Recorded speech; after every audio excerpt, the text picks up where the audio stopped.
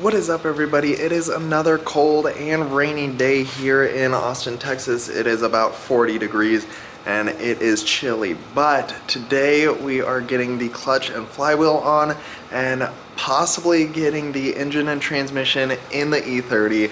All that in today's episode. My name is Ryan. This is Project Race Car. Let's get into it.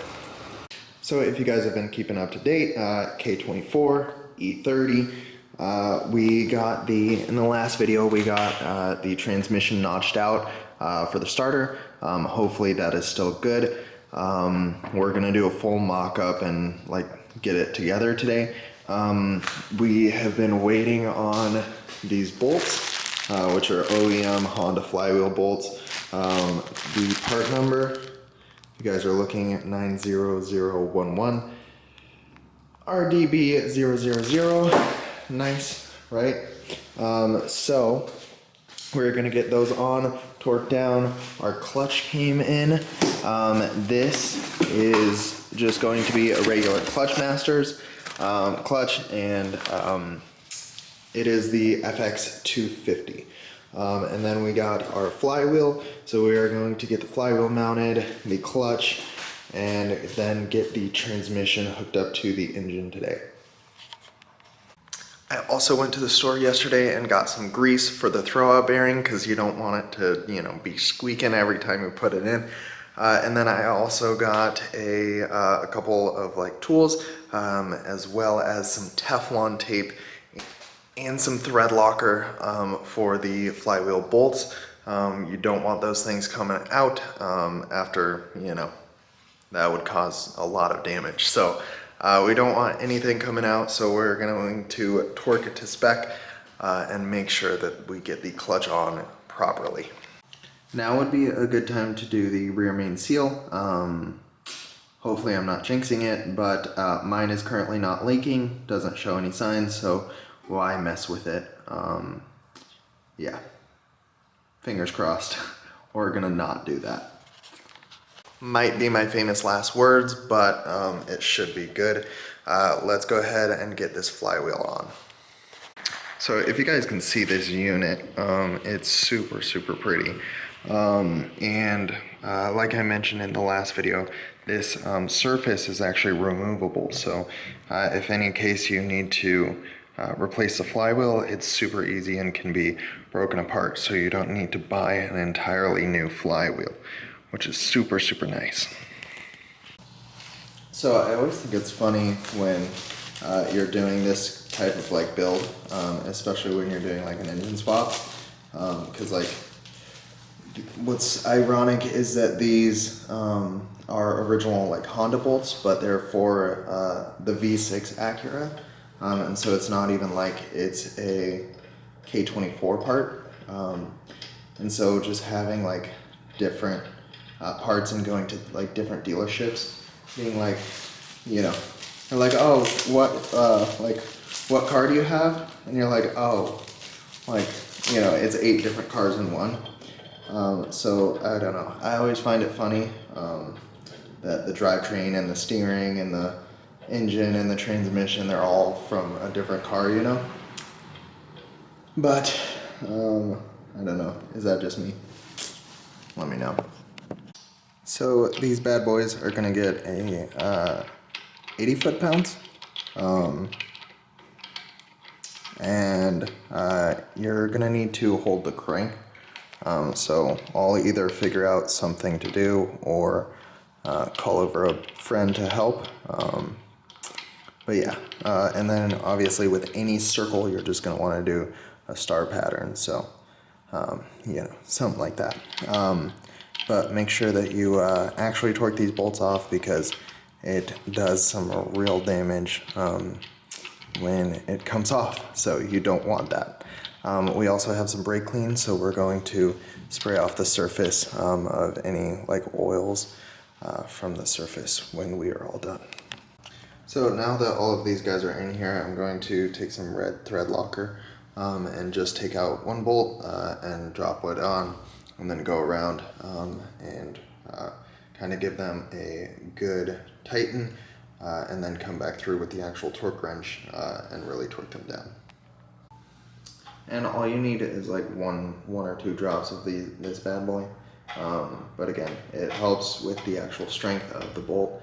And just do one or two drops on the thread, and then tighten it back up, and it will help. I am mistaken. We're torquing it to 90 foot-pounds, not 80. If I said 80, I don't know. There, look up your correct torque specs. Double check. 90, I think. Okay, the bolts are all torqued down. Whatchamacallit, I put Teflon tape on the heater hose, so that is all good. This should be fully done. I need to get a smaller Allen for this one. In terms of the transmission, all we need to do is grease up the shaft, and I'm going to clean it up a little bit since I was cutting it here. I don't want any shavings or anything, so we'll try to clean this up a little bit and wipe it down, and then get the clutch fork on there and the throw-up bearing. Then we are going to put the clutch on and torque that bad boy down, and then call it good and slap them together, and then try to get it into the car. Okay, so now we have the clutch fork on, the pin is in, and the clutch fork is attached to the pin, and then we have our throw-out bearing on. This is for the 5-speed, so it's extended, and it's for a regular clutch, so it is good. It looks great. I got some high temp grease and just got it on the thing. You want to make sure that it doesn't go on the splines, so make sure to clean off any grease that's on the splines. You just want to make sure that it's on that throw-up bearing so that it can move freely and not make too much noise. So that's really all we want.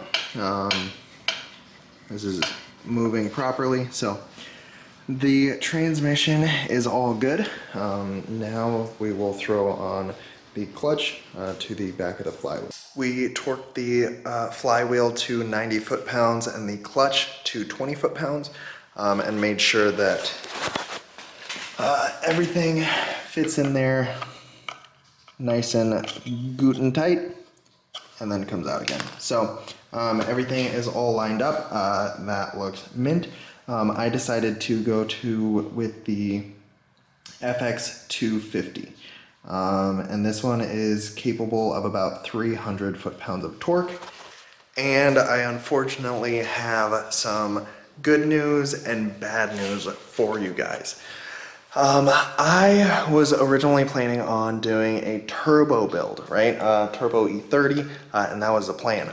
But unfortunately, funds, are a lot for the turbo build, and I'm making a tough decision to just get it running naturally aspirated, and then once it is all fun, we can, rip it around for the summer, and then next year plan to do the turbo build. I will still be upgrading certain parts, so I'm going to get the standalone ECU. That way it is, less, so I don't have to buy 2 ECUs. The only thing that I won't be getting will be the intercooler, the turbo, and the turbo manifold. So I will be getting a regular exhaust manifold, and then I will just need to change the clutch when it's ready, and the diff, but it will help me save a ton in this initial build and in this initial process.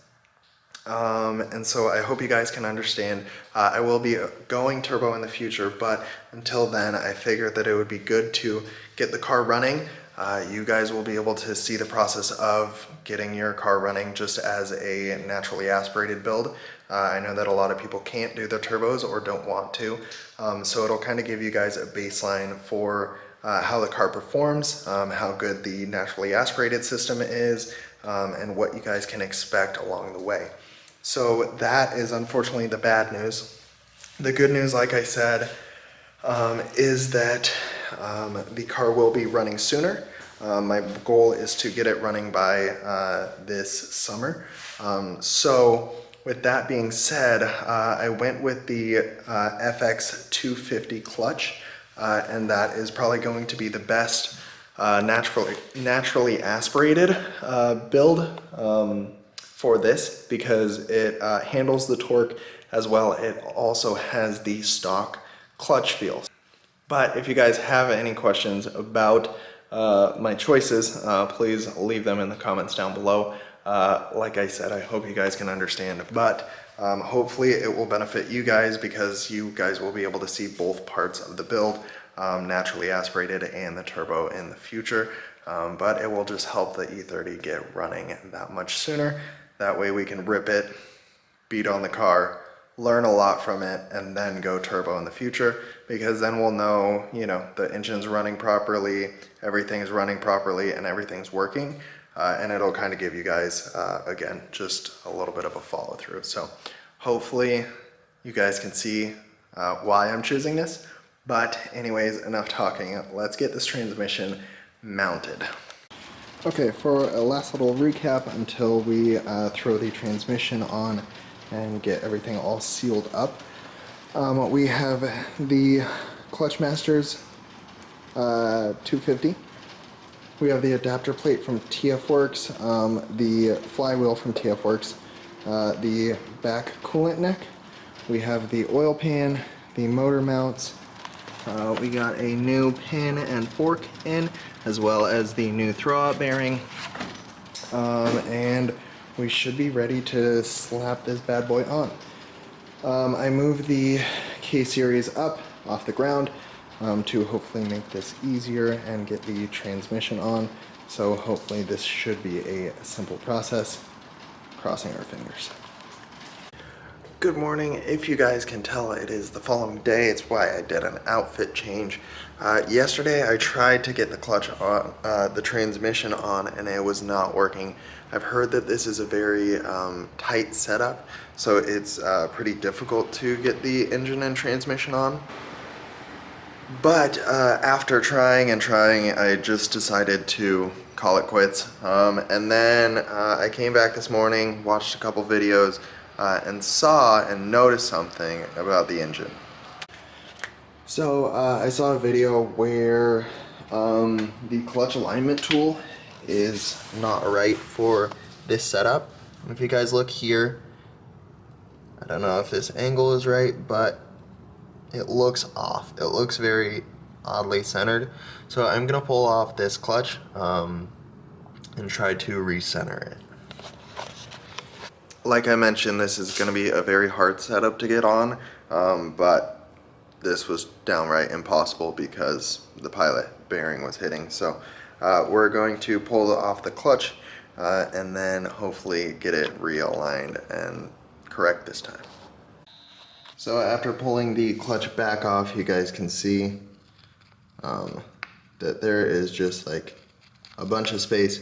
So my thought is we're going to try to put tape and stuff on here to fully seat. That way it seats somewhat correctly so that it's not off balance. So let's try this again.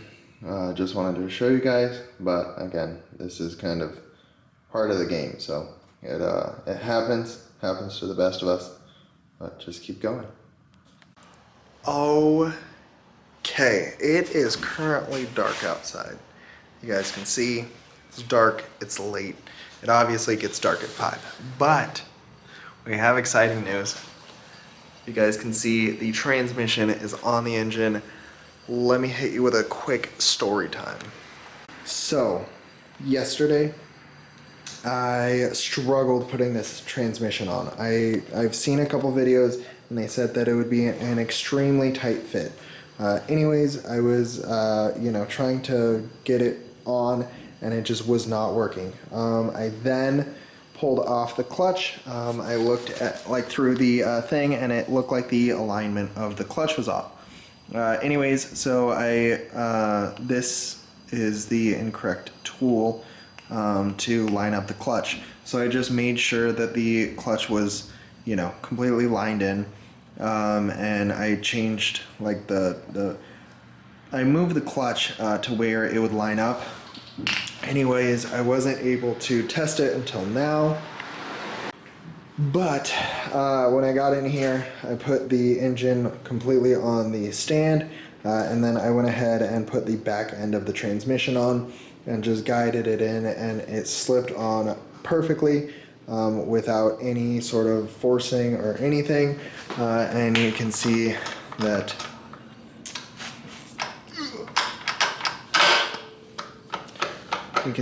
we are currently in and engaged.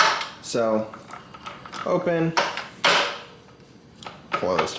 So that is what we want to see. You can see that also there is a perfect amount. It's really not that much to cut out the notch in the transmission. There is no bolt that goes here, so you guys are fine with that. And then we got the transmission snug on there, snug to the adapter plate snug to the engine. So tomorrow we get to put this bad boy into the car, finally. I feel like it was a decent amount of work, but not terrible. The instructions and installation guides are pretty easy to follow, as well as there are a couple videos out there on YouTube. So unfortunately, since it is so late, I'm not going to tackle the engine swap, but I am going to get this video edited for you guys. So in the next video, we're doing it. The engine is going to sit right in there. So I am super pumped. We will see if the 318 IS ends up lining up with the ZF E36 transmission. That's what I'm very interested about, and what we will have to do to modify. I know a lot of you guys have been messaging me and have 318 ISs that you guys are actually doing this swap to, so hopefully my videos can be a big help. Like I mentioned, we're going to stick to naturally aspirated first and then go turbo in the future, so please, hopefully you guys can understand that.